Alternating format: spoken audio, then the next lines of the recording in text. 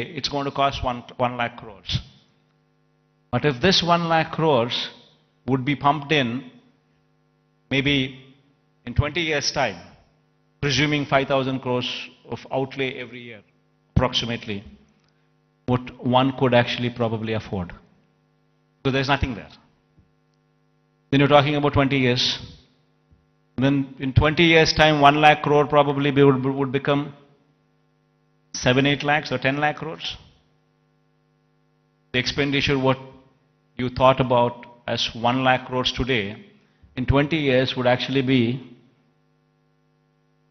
10 lakhs, 15 lakhs. Probably the net present value calculations of probably 1 lakh crores 20 years down the line would probably be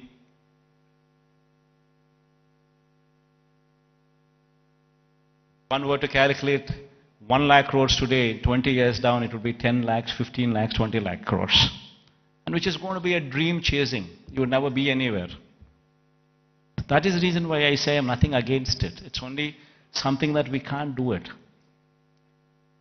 Whereas here in Vizag, we have a place which already has this basic infrastructure. We already have roads.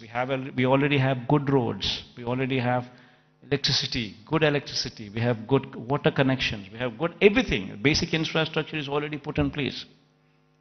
So all what we need to do is, given that finishing touches, just give it a little bit of finishing touches, and it would transform into something much, much, much bigger. And what are those finishing touches that we need to give? An iconic secretariat. The moment we shift here and christen it as executive capital, you obviously would have the entire employees also come and station here, for which a secretariat building. Why construct an ordinary secretariat building? Construct something iconic, which would stand out, which would attract the entire country to see. An iconic secretariat, an iconic convention center. People talk about one of Geo Convention Center. The latest, the biggest, the best. These are the names that they give. If we have something like that, not much of a cost. Why can't we have one here so that the entire world, entire country looks up? Iconic stadium. There's one in Ahmedabad. Investment is probably 800 crores, 1,000 crores. Not much of an investment. But the entire country talks about it. Entire country talks about that stadium. And whensoever a match is played between the countries, that stadium is glorified. It is spoken about by the entire country. Entire world sees that stadium. All these that I speak about are iconic. All these, if they were to be commissioned, would actually pitch Vizag on the global scale. Would draw eyeballs, not only of the country, but the whole world, to actually look at Vizag.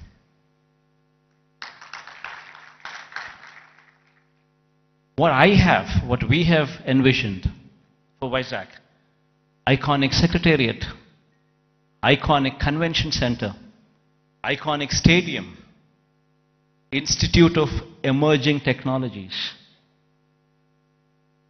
One beautiful institute wherein the talent for any emerging technologies is tutored here. If our students could be given that kind of skills, tutored here, this would be positioned as something else. We have the Bhogapuram International Airport coming up. At a very brisk pace, the work is happening.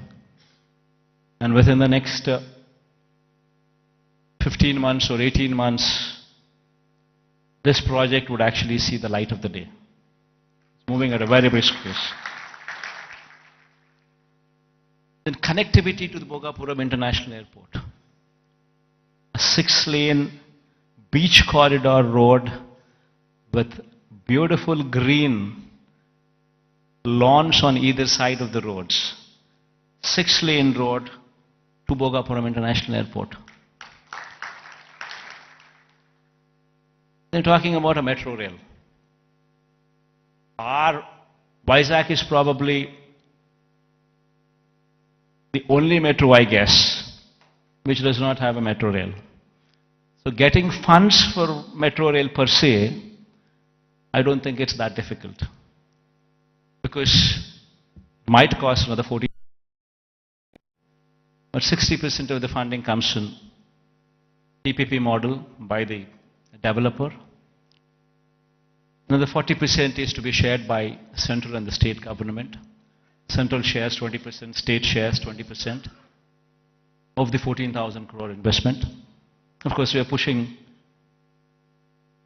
for the entire 40% to be borne by the central government. That's a different story.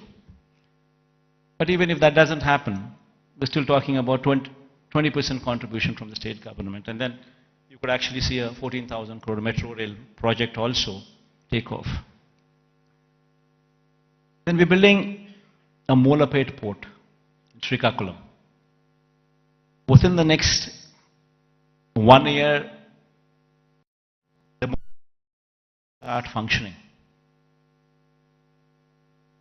And we have Vizag, Bhogapuram International Airport, which is 30 kilometers from the airport. And then from there, the Molarpet port is just another 110 kilometers or so. So you have entire corridor from Vizag International Airport and then Molarpet port. A horizontal growth corridor which could take off, which already has an existing national highway, I think 6-lane or 8-lane highway. It's already, the works are at a brisk pace. Then you have a data center with a submarine cable which is coming from Singapore. A data center, Adani is doing it. A huge investment, 27,000 crores of investment is coming there. And since it's a private investment, and Adani is doing it, the works of the land from our side, everything that needs to be done is already done. They've already started the work, the plans are submitted. Next 5-6 years, in a staggered way, in a phased manner, they would actually ensure that this project also comes up.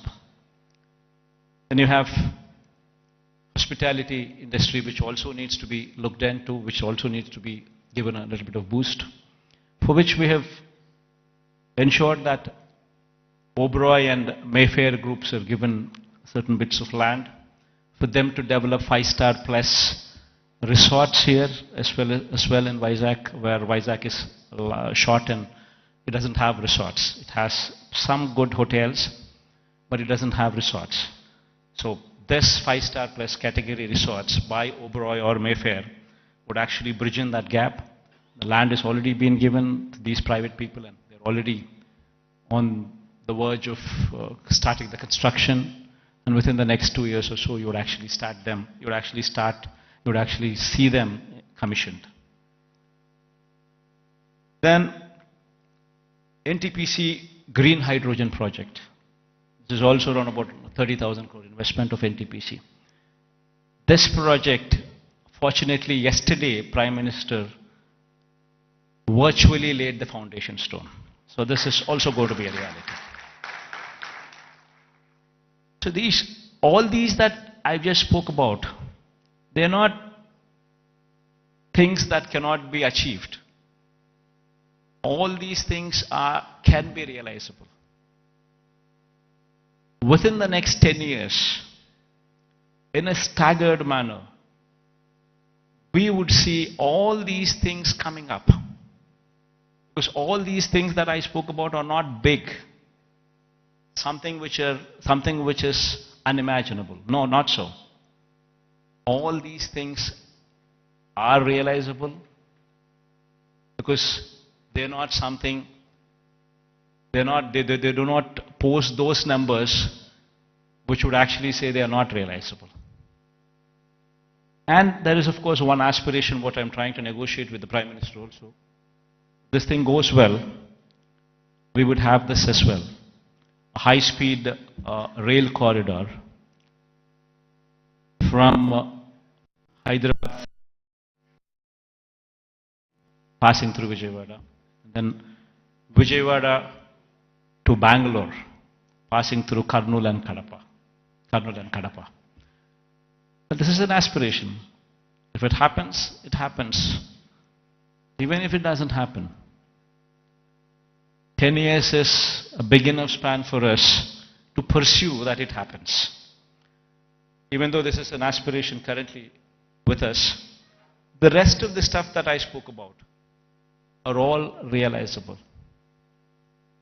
So with all these things coming up in Vizag, and the Chief Minister coming and stationed in Vizag, it would attract a lot of people to come and settle down in Vizag as well.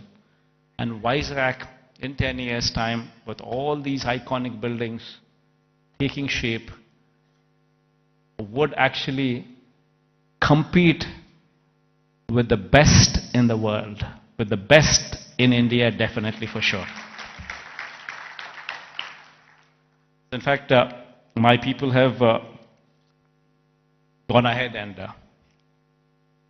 given a presentation to this effect. We can all watch, myself included. I'll also be sitting with you on the other side.